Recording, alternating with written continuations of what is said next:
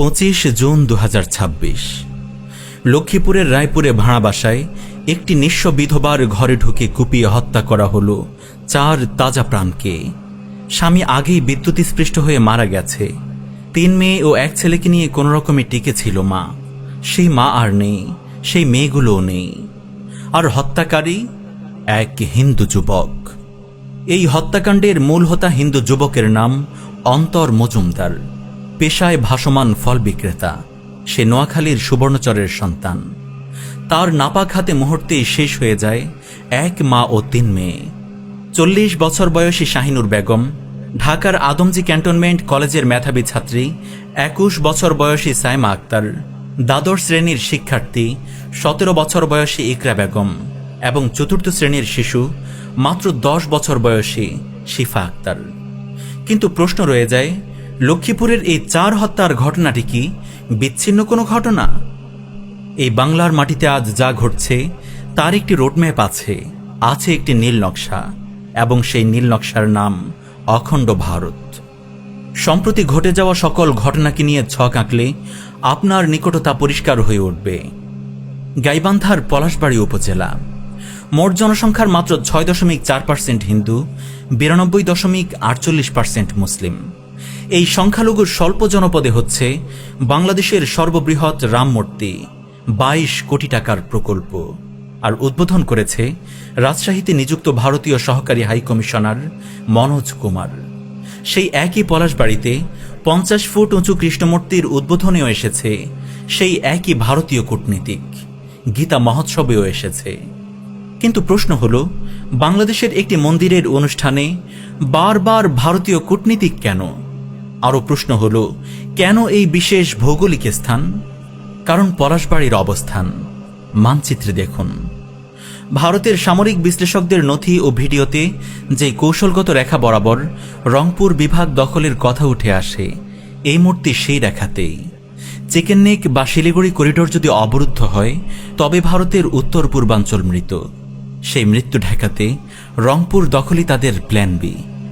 এই প্রেক্ষাপটে পলাশবাড়ীতে বিশাল স্থাপনা, ভারতীয় কূটনীতিক উপস্থিতি, এটা কি কাকতালীয়? বিতর্কের মুখে কার্যক্রম সাময়িক স্থগিত হয়েছে বটে, কিন্তু প্রশ্ন থেকে যায়, এই 22 কোটি টাকা আসছে কোথা থেকে? গোয়েন্দা সংস্থা কি এই স্পর্শকাতর ভৌগোলিক বিন্দুতে একের পর এক বিশাল স্থাপনার অর্থায়নের উৎস খতিয়ে দেখেছে? এরপর আসুন সীমান্তে।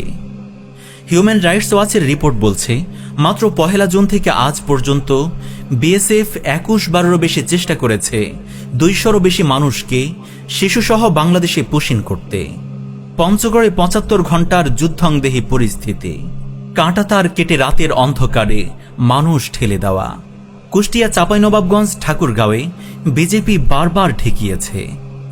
8 থেকে 11 জুন দিল্লিতে 57তম বিজেপি বিএসএফ মহাপরিচালক পর্যায়ের সম্মেলনে বাংলাদেশ আনুষ্ঠানিকভাবে প্রতিবাদ জানিয়েছে। বিএসএফ পুশিনের অভিযোগ অস্বীকার করেছে, কিন্তু সাক্ষীরা বলছেন চোখের সামনে দেখেছেন। এই হলো প্রতিবেশীর ভালোবাসা। আর এই মুহূর্তে ভারতের নতুন হাইকমিশনার দীনেশ ত্রিবেদী বলছে, ভারত ও বাংলাদেশ এক হয়ে যাবে। এক হয়ে যাবে? বাংলাদেশ একটি স্বাধীন সার্বভৌম রাষ্ট্র, এটা কি নতুন করে মনে করিয়ে দিতে হবে? এসব ঘটনাই অতি সাম্প্রতিক। এসব থেকেই বোঝা যায় অখণ্ড ভারত প্রজেক্ট বাস্তবায়নে দিল্লি কিভাবে কোমর বেঁধে নেমেছে। সে এদেশের মুসলিমদের ওপর চাপিয়ে দিয়েছে বছরের পর বছর তাদের হাতে পোষা মগ ধোলাইকৃত উগ্র হিন্দুদের, যারা গেরুয়া পতাকা নিয়ে গেঁড়ে দিচ্ছে স্বাধীন বাংলায়, যা ওপেন চ্যালেঞ্জেরই নামান্তর। যারা ধর্ষণ করছে মুসলিমবঙ্গের শিশু কিশোর থেকে সব বয়সী নারীদের। আর এসবেরই ধারাবাহিক ঘটনা ছিল লক্ষ্মীপুরের এই 4 হত্যা। ভারত তার লক্ষ্য অনুসারেই কাজ করছে, কিন্তু আমরা কি করছি? 1757 সালে পলাশীর প্রান্তরে বাংলার পতন হয়েছিল বাইরের শত্রু দিয়ে নয়, ভেতরের বিশ্বাসঘাতক দিয়ে। আজও তাই। এই দেশে এমন রাজনৈতিক দল, media house, fact checker, activist, influencer রয়েছে যারা মুসলিমদের ভূমিতে মুসলিমদেরই কালেমার পতাকা টাঙালে জঙ্গি বলে ঝাঁপিয়ে পড়ে। এই নিরীহ ঘটনাকে খুব বড় করে হাইলাইট করে। বিচ্ছিন্ন কোনো মুসলিমের অপরাধকে পুরো মুসলিম সম্প্রদায়ের বিরুদ্ধে লেলিয়ে দেয়। পাগলা কুকুরের মতো ডিহিউম্যানাইজ করতে থাকে, দিল্লির এজেন্ট ট্যাগ দেয়। কিন্তু এই দেশেই যখন উগ্র হিন্দুত্ববাদীদের প্রতীক গেরুয়া পতাকা উড়ে বেড়ায়, তখন তাদের কলম থেমে থাকে। রংপুরের কৌশলগত ভূমিতে ভারতীয় কূটনীতিকের উপস্থিতিতে 22 কোটি টাকার মূর্তিতে তারা নিশ্চুপ। উল্টো নিজ কর্মীদেরকে সেসব নিয়ে অ্যাক্টিভ হতে কঠোরভাবে নিষেধ করারও গুঞ্জন শোনা যায়। বিএসএফের পুশিন, শিশুসহ মানুষকে ঠেলে দেওয়া নিয়ে ফ্যাক্ট চেকার অ্যাক্টিভিস্টরা খুবই দায়সারা। নতুন কমিশনারের এক হয়ে যাওয়ার কৌশলী বক্তব্য তারা চতুরভাবে এড়িয়ে গেছে। এই চুপ থাকাটাই তাদের আসল পরিচয়। আজকের এই ভিডিওর শেষে আপনাদের জন্য একটি ছোট্ট নাগরিক চ্যালেঞ্জ। আপনি হন ডিটেকটিভ, খুঁজে বের করুন 2026-এর মীর জাফরদের। লিটমাস টেস্টটা সহজ, মাত্র 3টি প্রশ্ন করুন। প্রথম প্রশ্ন, পলাশবাড়ির রামমূর্তিতে ভারতীয় হাইকমিশনারের উপস্থিতি নিয়ে কে কি বলেছে, কতটুকু বলেছে, নাকি চুপ? দ্বিতীয় প্রশ্ন, বিএসএফের পুশিন, সীমান্তে শিশুদের ঠেলে দেওয়া, হিন্দু কর্তৃক নিরীহ মুসলিমদের হত্যা ধর্ষণ, এ নিয়ে কারা কতটা সরব, গেরুয়া পতাকা উড়ানো নিয়ে কার প্রতিক্রিয়া কেমন? তৃতীয় প্রশ্ন, কোন মুসলিমের নিরীহ কাজ, কালেমার পতাকা, টুপি দাঁড়ি ইসলামী বক্তৃতা, এসব নিয়ে কে কতটা উত্তেজিত হয়েছে, কত দ্রুত জঙ্গি ট্যাগ দিয়েছে?